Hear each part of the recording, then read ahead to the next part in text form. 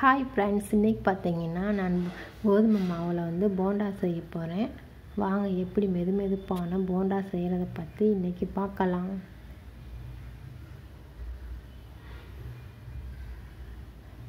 நான் 1 கப் கோதுமை மாவு எடுத்திருக்கேன்.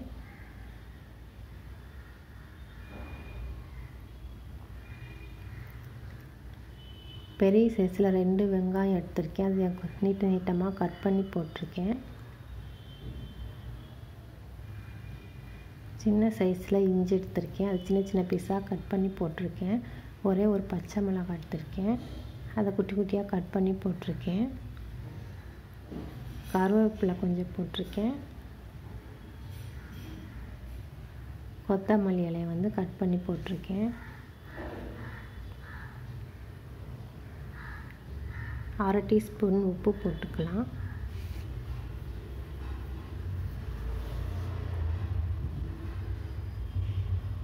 காரத்துக்காக தனி மிளகாத்தூள் 1 கரண்டி போட்டிருக்கேன்.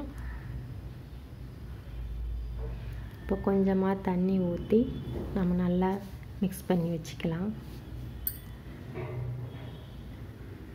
இந்த பதத்தில் மிக்ஸ் பண்ணி வச்சுக்கோங்க. இப்போ அடுப்பில் கடாயை வச்சு எண்ணெய் காய வச்சுக்கோங்க. இப்போ கரண்டியை வச்சு கொஞ்சம் கொஞ்சமாக எடுத்து போடுங்க.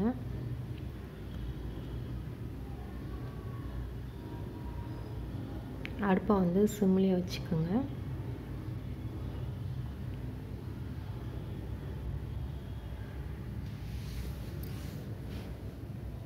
நல்லா பரட்டி விடுங்க.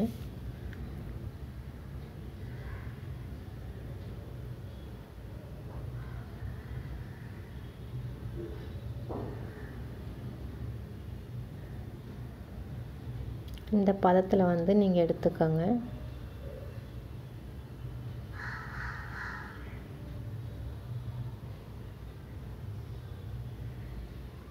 இப்போ எல்லா வடையும் நம்ம இந்த மாதிரியே போட்டு எடுத்துக்கலாங்க. அவ்வளோதான் ஃப்ரெண்ட்ஸ், நல்லா மெதுமெதுப்பான போண்டா வடை வந்து செஞ்சு முடிச்சாச்சு.